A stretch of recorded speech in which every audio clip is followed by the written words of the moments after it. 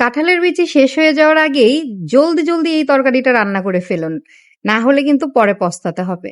Hello guys, আসসালামু আলাইকুম। আমি রিপাস কিচেন থেকে রিপা বলছিলাম। কেমন আছেন আপনারা সবাই? আশা করছি ভালো আছেন। আমিও আলহামদুলিল্লাহ ভালো আছি।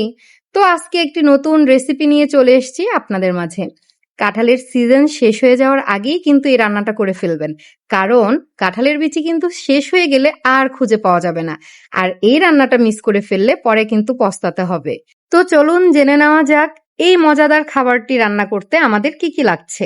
তেমন কিছুই লাগছে না, শুধু লাগছে কাঁঠালের বিচি, চিংড়ি মাছ, সাথে চিচিঙ্গা। চিচিঙ্গা দিয়ে কাঁঠালের বিচি রান্না করে খেয়েছেন কখনো? তাহলে অবশ্যই এই রেসিপিটি আপনার জন্য। এই যে দেখতে পাচ্ছেন, আমি এখানে চিংড়ি মাছ নিয়েছি, সাথে কাঁঠালের বিচি নিয়েছি এবং নিয়েছি চিচিঙ্গা। তো যথারীতি প্রথমে আমাদেরকে পাতিলটা বসায় দিতে হবে, তারপরে তেল দিতে হবে। তেল গরম হয়ে যাওয়ার পরে আমরা পেঁয়াজ দিব। পেঁয়াজ দিয়ে খুব ভালোভাবে পেঁয়াজটাকে ভাজার পরে আমরা মশলা করে নিব। মশলাতে থাকছে হলুদ গুঁড়া, মরিচ গুঁড়া, রসুন বাটা, সাথে থাকছে লবণ এবং ধনিয়া জিরা। তো প্রথমেই আমরা মশলাটাকে খুব ভালোভাবে কষিয়ে নিব। তারপরে এখানে অ্যাড করে দিব চিংড়ি মাছ। চিংড়ি মাছটাকেও ভালোভাবে কষিয়ে নেওয়ার জন্য আমরা সামান্য পানি দিয়ে দিব। তারপর ভালোভাবে মাছটাকে নাড়াচাড়া করে আমরা ঢাকনা দিয়ে দিব এবং ঢাকনা দেওয়ার পরে আমরা 10 মিনিটের জন্য অপেক্ষা করব, যাতে করে আমাদের মাছটা খুব ভালোভাবে হয়ে যায়। তো দেখতে পাচ্ছেন আমরা 10 মিনিট পর ফিরে এসেছি, আমাদের মাছটা কিন্তু খুব ভালো মতো কষানো হয়ে গেছে। এবার আমরা দিয়ে দিচ্ছি কাঁঠালের বিচি। কাঁঠালের বিচিটা আমরা আগে থেকেই সুন্দরভাবে কেটে এটা ধুয়ে রেখেছিলাম এবং চিকন করে কেটে নিয়েছিলাম। চিকন করে কাটার জন্য এটা সিদ্ধ হতে খুব বেশি সময় লাগবে না। আমরা এটা সামান্যই একটু কষিয়ে নিব, নেওয়ার পর আমরা চিচিঙ্গাটা অ্যাড করে দিব।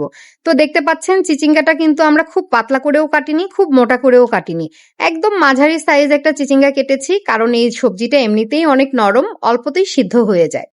তো আমরা কিছুক্ষণ এভাবেই সবজিটাকে ভালো মতো কষিয়ে নিব, যাতে করে সবজির গায়ে যে পানিটা থাকে ওটা বের হয়ে আমাদের সবজিটা সিদ্ধ হয়ে যায়।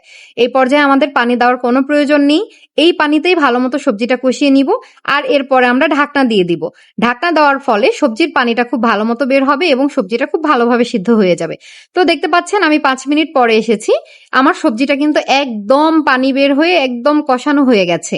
এখন আমি এটাতে ঝোল অ্যাড করে দিলাম। খুব বেশি পানি দেওয়ার প্রয়োজন নেই, কারণ আমার সবজিটা একদমই সিদ্ধ হয়ে এসেছে। আমি সামান্য পানি দিয়েই সবজিটাকে আমি ঢাকনা দিয়ে দিলাম।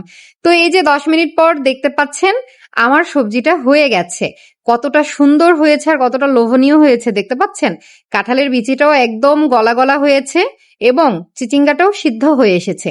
কাঁঠালের বিচিটা কিছুটা গলবে এবং কিছুটা গোটা থাকবে। এই পর্যায়ে এই রান্নাটা খেতে অনেক মজা। তো আমার আর তর সইছে না, দেখতে পাচ্ছেন আমি চলে এসেছি খাওয়ার জন্য এবং তরকারিটা ভীষণ মজা। কে কে এইভাবে তরকারিটা রান্না করে খেয়েছেন অবশ্যই জানাবেন, আর যারা এখনো খাননি অবশ্যই রান্না করে খেয়ে দেখবেন। এই রান্নাটা কিন্তু ভীষণ মজার। তো সবাই ভালো থাকবেন, সুস্থ থাকবেন, আমার জন্য দোয়া করবেন। আল্লাহ হাফেজ।